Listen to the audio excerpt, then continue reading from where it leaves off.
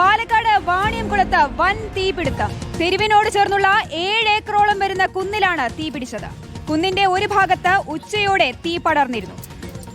Fire force എത്തിയാണ് തീ അണച്ചത്. രാത്രി 9 മണിയോടെ തീ വീണ്ടും ആളിക്കത്തുകയായിരുന്നു. ഇക്ബാൽ അറക്കൽ വിവരങ്ങളുമായി ചേരുകയാണ്. ഇക്ബാൽ, ഇപ്പോൾ തീ നിയന്ത്രണ വിധേയമായിട്ടുണ്ടോ?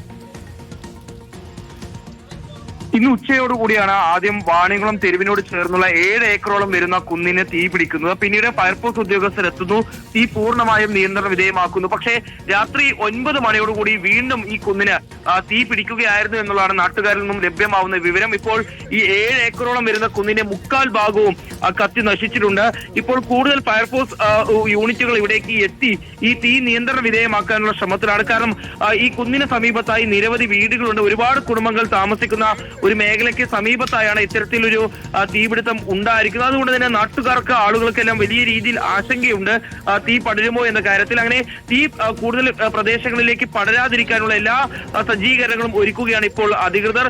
കൂടുതൽ ഫയർഫോഴ്സ് യൂണിറ്റുകളെ ഉടൻ തന്നെ ഈ മേഖലയിലേക്ക് എത്തിച്ച് പൂർണ്ണമായും തീ നിയന്ത്രണ വിധേയമാക്കാനുള്ള നീക്കമാണ് നടത്തുന്നത്. ഇപ്പോൾ 2 യൂണിറ്റ് ഫയർഫോഴ്സ് യൂണിറ്റാണ് ഇപ്പോൾ ഈ മേഖലയിലേക്ക് എത്തി തീ അണച്ചുകൊണ്ടിരിക്കുന്നത്. ഇനി കൂടുതൽ ഫയർഫോഴ്സ് യൂണിറ്റുകൾ അല്പസമയത്തിനകം തന്നെ വാണിയംകുളത്തെ ഈ മേഖലയിലേക്ക് എത്തും. അതിനുശേഷം പിന്നീട് ഉടൻ തന്നെ തീ നിയന്ത്രണ വിധേയമാക്കാൻ സാധിക്കുമെന്നുള്ളൊരു പ്രതീക്ഷയിലാണ് ഇപ്പോൾ ഉദ്യോഗസ്ഥരുള്ളത്. ഓക്കെ ഇക്ബാൽ, തീ ഇതുവരെയും നിയന്ത്രണ വിധേയമായിട്ടില്ല. പാലക്കാട് വാണിയംകുളത്താണ് ഈ വൻ തീപിടുത്തം ഉണ്ടായത്. ആദ്യം ഉച്ചയ്ക്ക് വലിയ രീതിയിൽ തീപിടുത്തമുണ്ടായി, അത് ഫയർഫോഴ്സ് എത്തി തീ അണച്ചു, പൂർണ്ണമായും നിയന്ത്രണ വിധേയമാക്കി. പിന്നീട് രാത്രി 9 മണിയോടുകൂടി തീ വീണ്ടും ആളിക്കത്തുകയായിരുന്നു. ഇപ്പോൾ കൂടുതൽ ഫയർഫോഴ്സ് യൂണിറ്റുകൾ എത്തി ഈ തീ അണയ്ക്കാനുള്ള ശ്രമം അതിപ്പോഴും തുടർന്നുകൊണ്ടിരിക്കുകയാണ്. ഇക്ബാൽ അറക്കലാണ് വിശദാംശങ്ങൾ നൽകിയത്.